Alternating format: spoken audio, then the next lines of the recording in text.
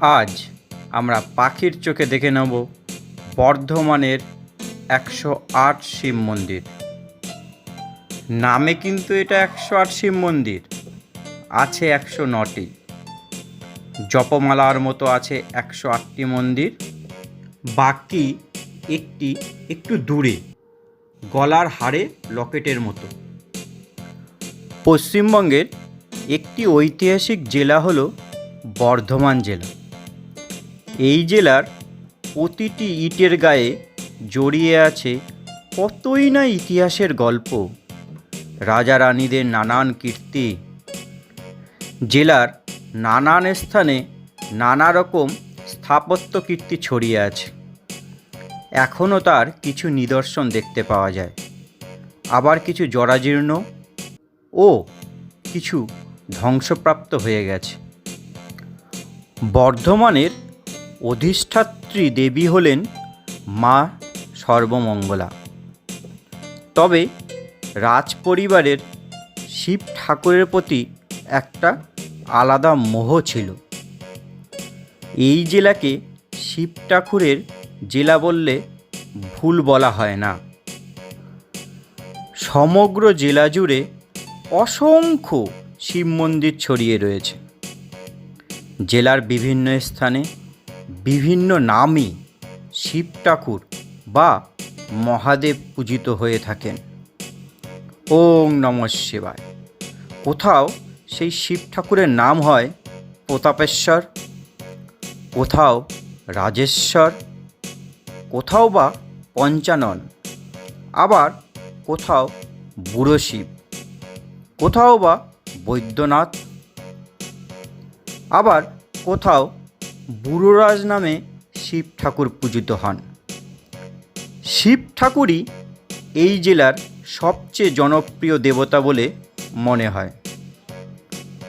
কথা প্রসঙ্গে বলে দিই, বর্ধমান জেলার সবচেয়ে বড় শিব ঠাকুর রয়েছে আলমগঞ্জের মোটা শিব, যা আমার একটি অন্য ভিডিওতে আপনারা দেখতে পাবেন।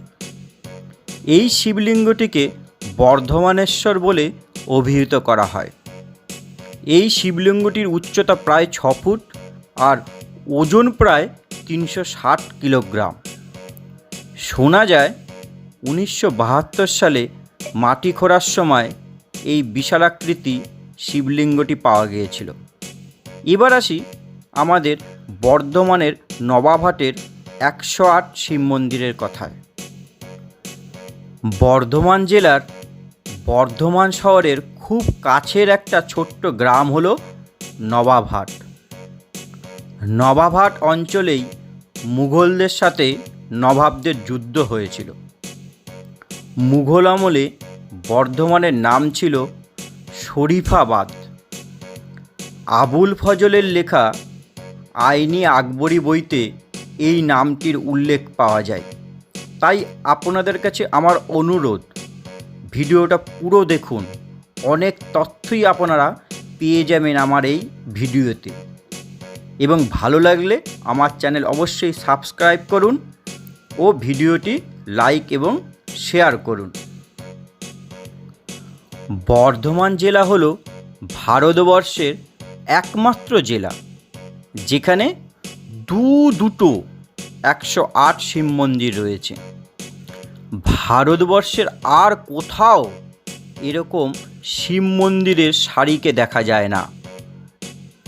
বর্ধমানের মহারানী বিষ্ণু কুমারী দেবী সর্বপ্রথম নবাবহাটে 1788 সালে একটি 108 শিব মন্দির প্রতিষ্ঠা করেন।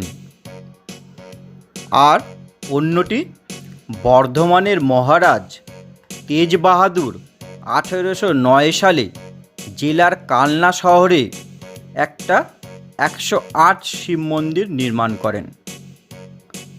কালনার এই শিব মন্দিরের সারিকে নবকৈলাস শিব মন্দির বলা হয়। এই কালনার 108 শিব মন্দিরের ভিডিওর লিঙ্ক আমার এই ভিডিওর শেষে দেওয়া থাকবে। আজ আমি নবাবহাটের শিব মন্দিরগুলোর কথাই বলছি। প্রকৃতপক্ষে কিন্তু দুটি স্থানেই 109টি করে শিব ঠাকুরের মন্দির আছে। একসময় নবাবহাট গ্রামে ভীষণ দুর্যোগ হয়। মন্বন্তরে গ্রামটি প্রায় জলশূন্য হয়ে যায়। এই সময় মহারাজ তিলকচাঁদের মৃত্যু হয়। তার পুত্র নাবালক থাকায় তিলকরাজের বিধবা পত্নী মহারানী বিষ্ণুকুমারী দেবী কিছুদিন রাজসিংহাসনে বসেন। মহারানী বিষ্ণুকুমারী দেবীর সঙ্গে ইংরেজদের বিরোধ বাধে। ইংরেজরা রানীর বিরুদ্ধে নানা রকম ষড়যন্ত্র করতে থাকে। মহারানী বিষ্ণুকুমারী দেবীর অনুগ্রহে নবাবহাট গ্রামটি মন্বন্তরের হাত থেকে রক্ষা পায়। তিনি সর্বতোভাবে গ্রামবাসীদের সাহায্যের হাত বাড়িয়ে দেন। এই সময় অর্থাৎ 1788 সালে তিনি মহারাজ তেজপালের দাক্ষিণ্যে গ্রামবাসীদের কল্যাণের উদ্দেশ্যে নবাবহাটে একটি 108 শিব মন্দির নির্মাণ শুরু করেন। নবাবহাটের মন্দিরগুলোর নির্মাণ কাজ 1790 সালে শেষ হয়েছিল। মূল মন্দিরে প্রবেশের পূর্বে বাঁদিকে লোহার একটা সুন্দর রেক রাখা আছে। এই রেকে জুতো রেখে তবে মূল মন্দিরে প্রবেশ করতে হয়। এখানে জুতো রাখার জন্য প্রতি জোড়া জুতো হিসাবে 1 টাকা করে দিতে হয়।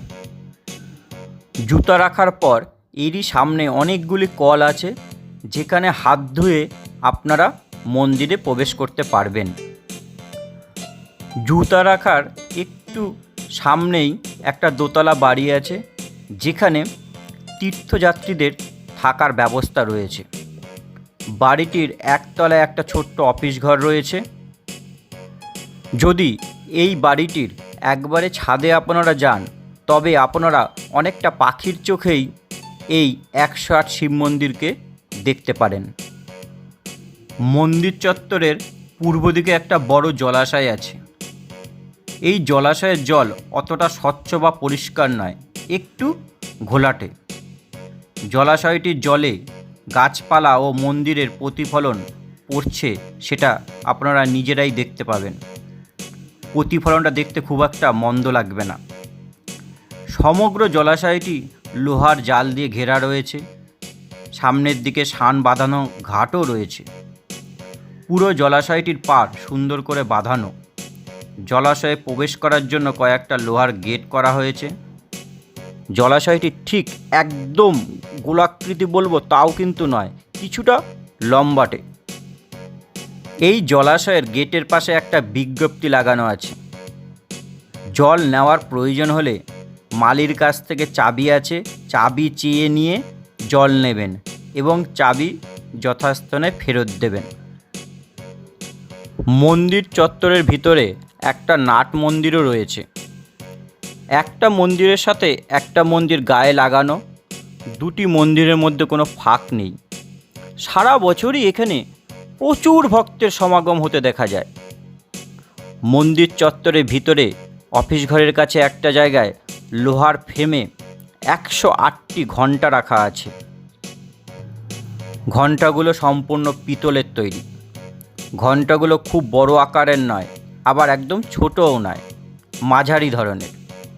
সবাইকে দেখলাম মন্দির দর্শন করার পর এখানে এসে ঘণ্টাগুলো বাজাচ্ছে। তাই আপনারাও মন্দির দর্শন করার শেষে এখানে এসে ঘণ্টাগুলো একবার করে বাজিয়েই নিতে পারেন। কথিত আছে মন্দির দর্শনের পর এই ঘণ্টা বাজালে নাকি মনস্কামনা পূরণ হয়। কালনার নবকৈলাস মন্দিরের মতো এখানকার মন্দিরগুলো বৃত্তাকার নয়। এখানে দুটি লম্বা সারিতে মন্দিরগুলোকে সাজানো হয়েছে। কালনার শিব মন্দিরগুলি যেন ফুলের মালার 108টি ফুলকে গেঁথে একটা মন্দির মালা তৈরি করা হয়েছে। নবাবহাটের মন্দিরগুলো ঠিক ওইভাবে তৈরি নয়।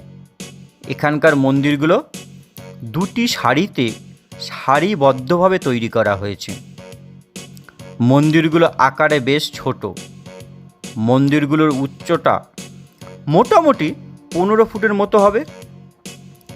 নবাবহাটের মন্দিরগুলি বাংলার আটচালা শিল্পরীতিতে তৈরি। সবকটা মন্দিরেই সামান্য টেরাকোটার কাজ রয়েছে। মন্দিরগুলোর কোনোটাতেই কোনো দরজা নেই। প্রত্যেকটা মন্দিরে একটি করে শিবলিঙ্গ বিরাজ করছে। প্রতিটা শিবলিঙ্গই কালো রঙের কোষ্টি পাথরের তৈরি। মন্দিরগুলো দেখলে বোঝা যায় সত্যিই এক অসাধারণ শিল্পকীর্তি। মহারানী বিষ্ণুকুমারী দেবীর এক মহান কীর্তি এই শিব মন্দিরগুলো। শিব মন্দিরগুলো বর্ধমানের ঐতিহ্য বহন করে চলেছে। একসময় এই মন্দিরগুলো জরাজীর্ণ অবস্থায় চলে গিয়েছিল।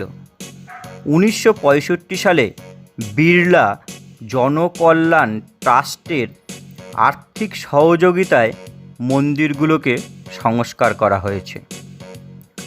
1974 সালে একটা ট্রাস্টি বোর্ড গঠন করা হয়েছে। বর্তমানে মন্দিরের রক্ষণাবেক্ষণ থেকে নিত্য পূজা সব কিছুই এই ট্রাস্টি বোর্ড দেখাশোনা করে থাকেন।